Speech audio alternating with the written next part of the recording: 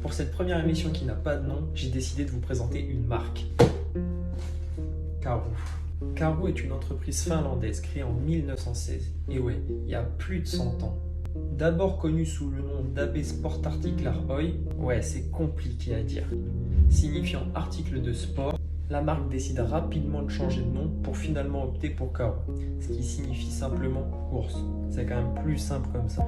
Au tout début, la marque, établie dans une petite scierie à Helsinki, ne produisait que des skis et des javelots. Mais rapidement, elle a décidé de développer sa propre gamme de chaussures running. La marque commencera à faire parler d'elle durant les JO de 1920, à Anvers, en Belgique.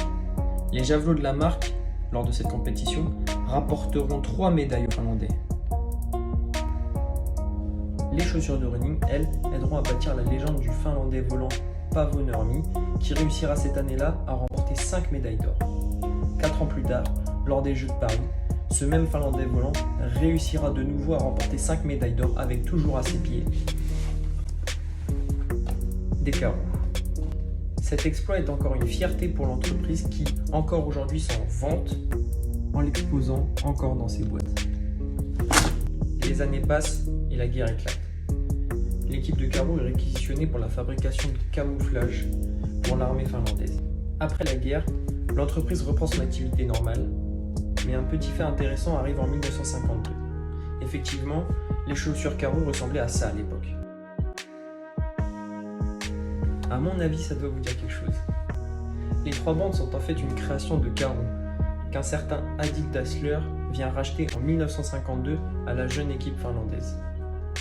Il rachètera le logo de Karhu pour l'équivalent de 1600 € et 2 bouteilles, car que les bouteilles étaient bonnes. À la suite de ce rachat, Karhu dut donc changer de logo et optera finalement pour un M, visible encore sur les paires d'aujourd'hui. Mais pour arriver au modèle Fusion 2 que vous connaissez maintenant, il y a eu du chemin. Beaucoup de chemin. Au milieu des années 1960, la marque porte toute son attention sur la production de chaussures de ville. Cela dû à la demande de leurs coureurs de produire des chaussures pouvant être utilisables en hors-piste. Cette décision va aboutir à la création du modèle Tempras, modèle classique de Karhu. Ce modèle devient une référence pas seulement pour les Finlandais, mais également pour les Américains qui décrivent la chaussure comme la meilleure chaussure d'entraînement au monde. En plus de ça, le modèle arrive en plein boom de la mode du jogging, ce qui va permettre à la marque de rayonner à son échelle internationalement. En 1970, Karhu invente le premier modèle de semelle Air, et ce, bien avant que Nike les commercialise. En 1982, le modèle le plus vendu de la marque sort et sera intitulé l'Albatros. Le modèle marche aussi bien en Finlande qu'aux États-Unis. Depuis, quelques modèles importants pour la marque sont sortis, comme la Fulcrum XC, la Fusion 96 ou la Aria, qui sortent dans les années 90. Mais ça s'arrête là. Les Karhu tombent peu à peu dans l'oubli et le grand public commence à passer à autre chose.